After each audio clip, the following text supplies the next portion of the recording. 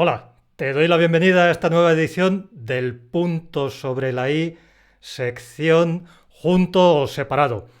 Entrenar el oído es fundamental para mejorar la ortografía. A menudo ciertos elementos de la pronunciación te están dando pistas sobre cómo debes escribir. En el curso No te comas la coma ya descubrimos que la entonación es una ayuda inestimable para puntuar debidamente. Para la diferencia entre junto y separado te va a ayudar la acentuación de las palabras. Voy a explicar a qué me refiero exactamente cuando hablo de acentuación en este contexto. Existe una noción que es fundamental para tres propósitos como mínimo. Para emplear la tilde correctamente, para leer en voz alta con naturalidad y para resolver dudas del tipo junto o separado. Sin embargo, esto que es tan práctico no se suele explicar entre las reglas de uso de la tilde. Es más, cuando se trata el asunto, se suele enseñar mal. El resultado son problemas ortográficos que se arrastran ya para toda la vida. Es imprescindible que entiendas que en la cadena hablada vas a encontrar dos tipos de palabras, dependiendo de si reciben un golpe de voz propio o no. Por un lado hay palabras tónicas y por otro lado hay palabras átonas. Vamos por partes. Para entender la acentuación de las palabras es necesario diferenciar dos planos limpiamente. Por un lado está la escritura y por otro lado está la pronunciación. En el plano de la escritura se sitúa el acento ortográfico. Ese es su nombre técnico, aunque solemos referirnos a él con una denominación de andar por casa: tilde.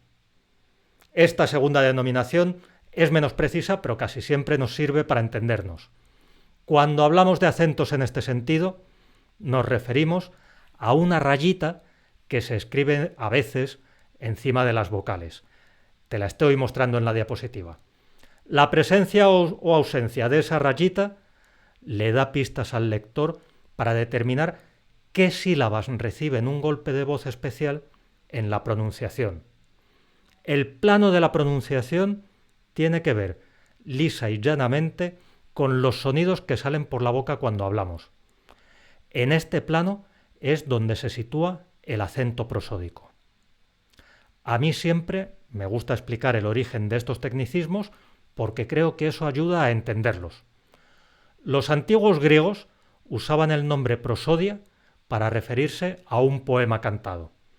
Para cantar debidamente en griego había que estudiar a fondo la pronunciación de las vocales largas y las vocales breves. Por eso el término prosodia empezó a usarse para hablar del conocimiento sobre la duración de las vocales. Después se extendió al conocimiento sobre las sílabas que se pronuncian con golpe de voz propio y las que carecen de él. Esa es la parte que nos interesa a ti y a mí. En español no distinguimos vocales largas y vocales breves, pero sí que recalcamos ciertas sílabas cuando hablamos. El acento prosódico es la fuerza especial con que se pronuncian esas sílabas. Eso es lo que quiero decir cuando hablo de golpe de voz. Por ejemplo, la palabra árbol la pronuncio con una fuerza especial en la sílaba ar, la primera sílaba. En cambio, en avestruz cargo esa fuerza en la sílaba truz, la última. Pues bien, hay una noción escolar que es errónea, pero que se inculca, o por lo menos se inculcaba, en las cabecitas infantiles generación tras generación. Cuando yo era pequeño, me explicaron lo siguiente: que en la escritura solamente algunas palabras llevan tilde, pero que todas las palabras reciben un golpe de voz propio al hablar. La primera parte es correcta, pero la segunda es un error de bulto. En la lengua oral hay palabras tónicas y palabras átonas. Las palabras tónicas reciben un golpe de voz propio. En cambio, las palabras átonas carecen de él. Te lo voy a mostrar con un ejemplo. Ejemplo 1. La niña juega con sus amigos. Es evidente que en este ejemplo no hay ninguna tilde. Pero ¿cómo están distribuidos los acentos prosódicos? O sea, los acentos del habla. Cuando yo pronuncio eso, cargo un golpe de voz en cada palabra. En algunas, o no cargo golpe de voz en ninguna. Prueba tú desde casa a leer el ejemplo en voz alta e intenta determinar la respuesta antes de pasar a mi solución. Te doy un momento para que lo leas. ¿Ya lo tienes? Ahora te cuento yo mi parte de la historia. Esa secuencia consta de 6 palabras, pero solamente 3 de esas palabras reciben un golpe de voz al hablar. Las otras 3 se tienen que apoyar en la palabra siguiente para pronunciarse. Te muestro en la diapositiva la transcripción. La niña juega con sus amigos. Esto lo que me está dando a entender es que el ejemplo 1, contenía 3 palabras significativas y esas son las que reciben golpe de voz propio. Niña, juega y amigos. Digo que son palabras significativas porque se refieren a seres o acciones del mundo. Si alguien te pregunta qué significa niña, jugar o amigo, probablemente podrías explicarlo sin grandes dificultades. Las otras 3 palabras tienen un significado abstracto de tipo gramatical. La, con, sus.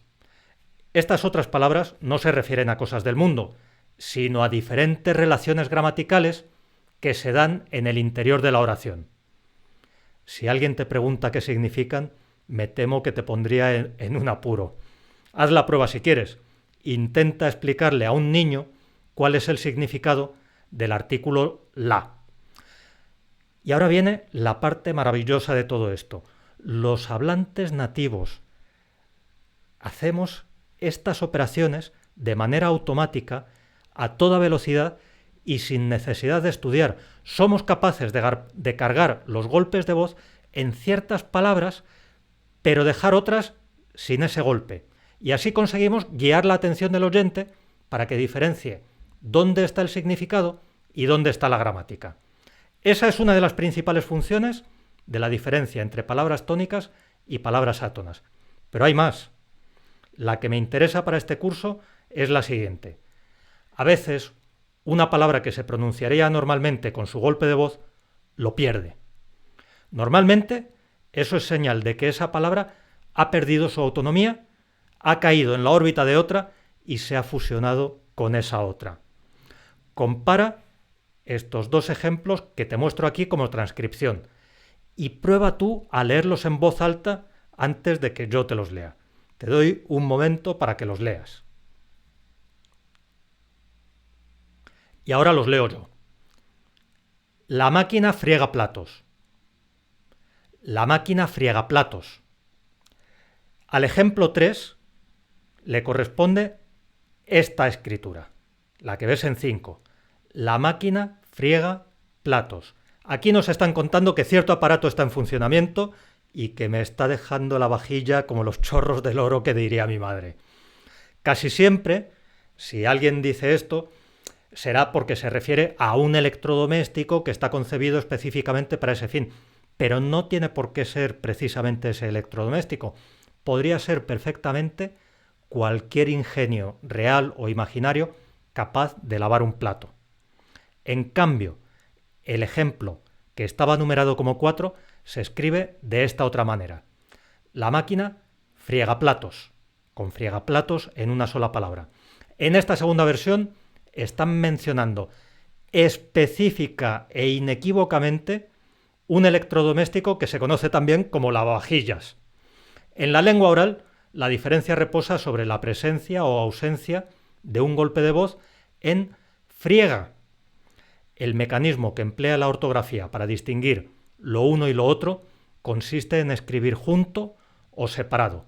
El hecho de que una palabra tónica pierda su golpe de voz te va a dar la clave para escribir en una sola palabra secuencias como aguanieve, un ejemplo que ya nos había salido.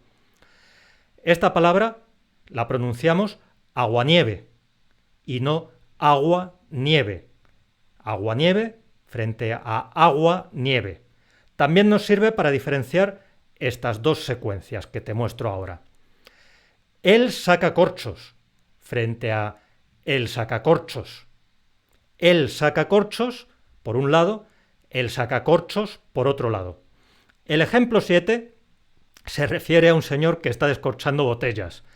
Se pronuncia con un golpe de voz en cada palabra, como te muestro en la transcripción 9. Él saca corchos. En cambio, el ejemplo 8 nombraba un instrumento que rescatas del cajón de la cocina cuando quieres destapar una botella de buen vino. Toda esa secuencia contiene un solo golpe de voz. Te lo transcribo en 10. El sacacorchos. De manera análoga, los dos ejemplos siguientes tienen pronunciaciones y significados diferentes. Robaperas frente a robaperas. El ejemplo 11 es una palabra compuesta que sirve para nombrar a un pilluelo.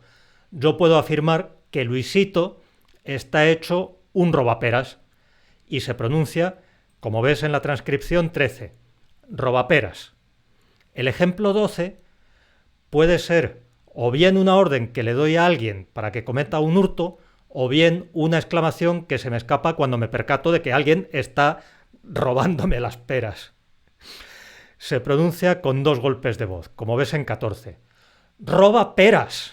¡Roba peras! Lo relevante para escribir junto o separado es el hecho de que se pierda el golpe de voz. Atención, que se pierda el golpe de voz de una palabra que normalmente lo llevaría. Eso es una pista muy potente de que te encuentras ante una palabra compuesta que requiere la grafía fusionada. Intento dejar bien clarita la idea de la pérdida, porque muchas expresiones contienen palabras que son átonas de por sí. En ese caso, la falta de golpe de voz propio no te da ninguna pista. Cuidado, no te da ninguna pista porque ahí no ha cambiado nada. Quizás eso se escriba en una palabra o en dos, pero tendrás que determinarlo por otros medios. Te voy a ofrecer un par de ejemplos. Muchas personas tienen la mala costumbre de escribir el conector o sea, que significa es decir, en una sola palabra. Y ahí influyen probablemente dos factores.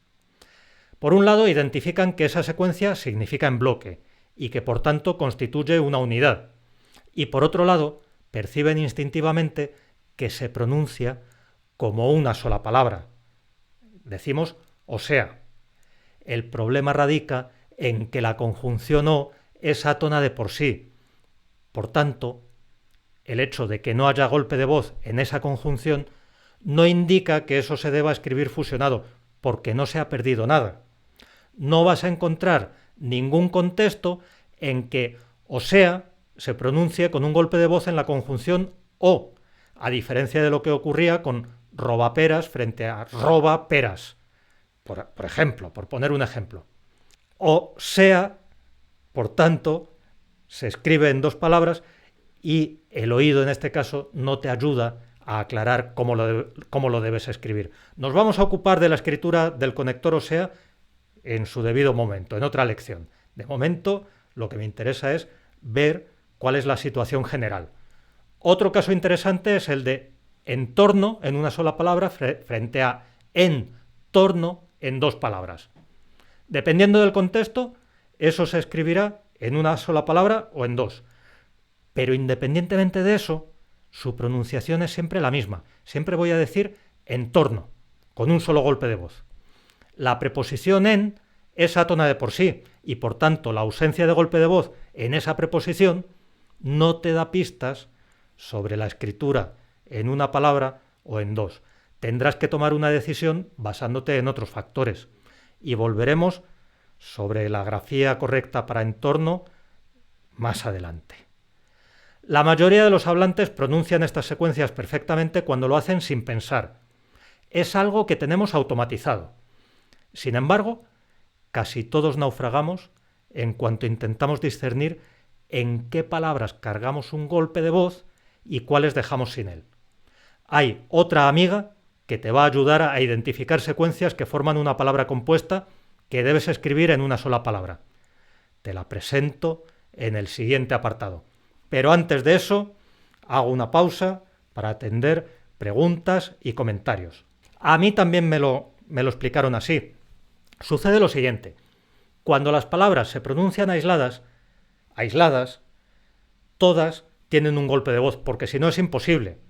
Si yo pronuncio una palabra aislada que sea normalmente átona, la voy a pronunciar con golpe de voz. Antes me he referido a la preposición en. Pues si yo ahora digo en, la he dicho aislada y necesito un golpe de voz. Lo que ocurre es que esa preposición, cuando se combina con otras palabras en la cadena hablada, no tiene golpe de voz propio. Decimos en Madrid, en Salamanca. La conjunción no, tampoco tiene golpe de voz propio. Si la pronuncio separada, entonces sí. O, porque si no, no puedo pronunciarla. Pero cuando se combina con otras palabras, no tiene golpe de voz. Decimos postre o café. Lo típico que se pone en España al final del menú del día. Postre o café, porque se puede elegir. Digo o café, como si eso fuera una sola palabra. Y esto, que es una explicación errónea que parece bastante inocente, después lo que hace es despistar a la gente, por ejemplo, cuando tiene que leer en voz alta. Y de ahí salen esas pronunciaciones tan raras, tan enfáticas, que son típicas de los políticos, cuando les da por hablar fino y leer discursos, y entonces dicen cosas del tipo el gobierno, teniendo en cuenta, y ponen acentos en todas partes, porque no saben que para leer con naturalidad hace falta saber qué palabras tienen acento y qué palabras carecen de él. Y hay que saltarse el acento de algunas palabras, que esto en algún momento va a desaparecer. Pero mientras esté, es útil, es muy útil, porque te permite descubrir todo lo que tiene que decir la ortografía de la lengua española sobre algún tema. Por ejemplo, si yo dudo si imperio lo tengo que escribir con mayúscula o minúscula, lo busco aquí y me encuentro todas las apariciones de la palabra imperio en la ortografía. Y ya veo que de momento me sale imperio en minúscula y también imperio con mayúscula. O sea, aquí me lo explican. Entonces voy a irme a ver la página completa, y puedo leer toda la explicación. Pero no el especificativo subsiguiente, salvo que contenga algún nombre que así lo exija. El imperio romano, mayúscula en imperio, minúscula en romano. El imperio maya, lo mismo.